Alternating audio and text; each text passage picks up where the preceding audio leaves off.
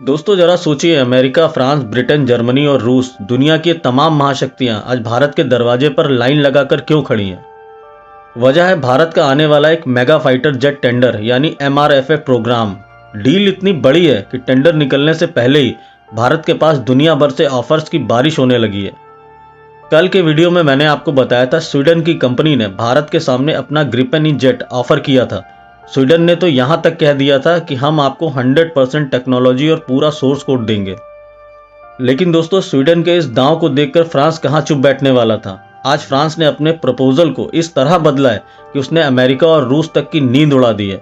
10 फरवरी 2026 की इस ताज़ा अपडेट ने भारत के रक्षा इतिहास को हमेशा के लिए बदलने की नींव रख दी है। फ्रांस की दिग्गज इंजन मेकर कंपनी सैफ्रॉन अब भारत को केवल इंजन बेचना नहीं चाहती, बल्कि उसने भारत को MTC यानी मेंटेनेंस टेक्नोलॉजी और को डेवलपमेंट का पूरा अधिकार देने का फैसला किया है।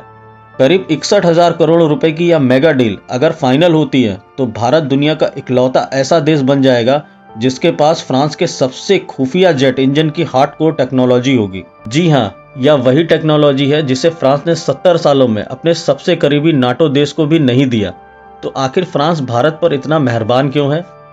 क्या यह मोदी जी और राष्ट्रपति मैक्रो की शानदार केमिस्ट्री का नतीजा है, या फिर फ्रांस का यह मास्टर स्ट्रोक सीधे सीधे अमेरिका और रूस के लिए एक संदेश है? आइए इस पूरी डील को डिकोड करते हैं।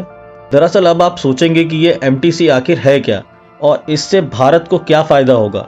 इसे 3 आसान पॉइंट में समझते हैं।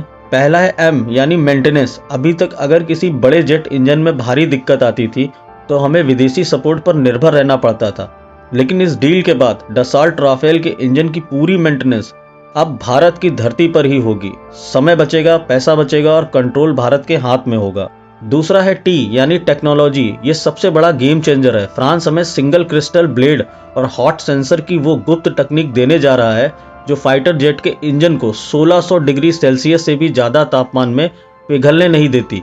सीधे शब्दों में कहें तो इंजन जितना ज्यादा तापमान झेलेगा उतनी ज्यादा ताकत देगा। C यानी को डेवलपमेंट। भारत और फ्रांस मिलकर एक नया और बेहतर ताकतवर 110 से 120 किलो न्यूटन का इंजन बनाएंगे।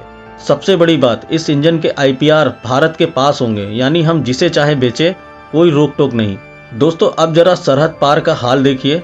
इस खबर से चीन और पाकिस्तान में सन्नाटा क्यों है?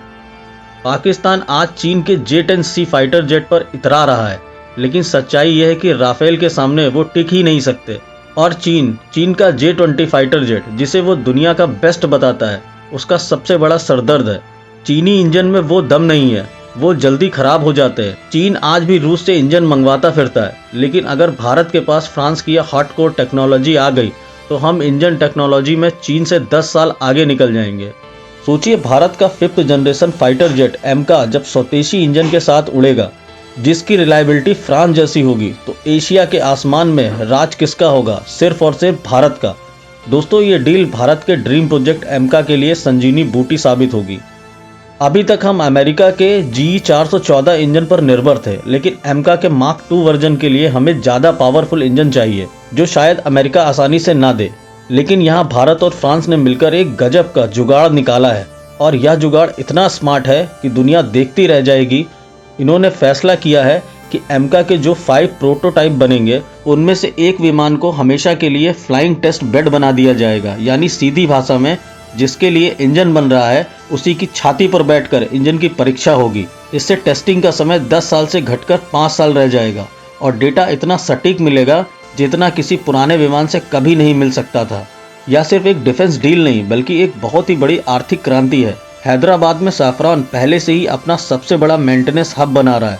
इसका मतलब है कि हजारों भारतीय इंजीनियर्स और टेक्नीशियंस को हाई लेवल नौकरियां मिलेंगी।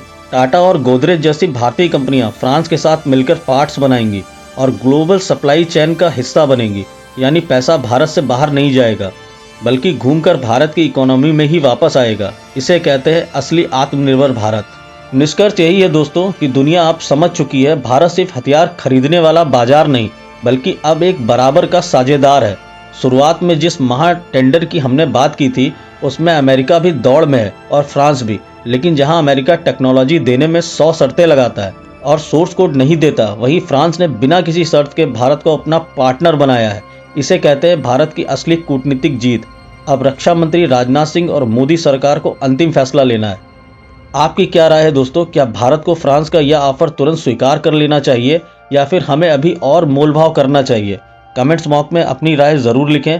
भारत की सुरक्षा और डिफेंस से जुड़ी ऐसी ही पावरफुल स्टोरीज के लिए वीडियो को लाइक करें और चैनल को सब्सक्राइब करना बिल्कुल ना भूलें। जय हिंद, जय भारत।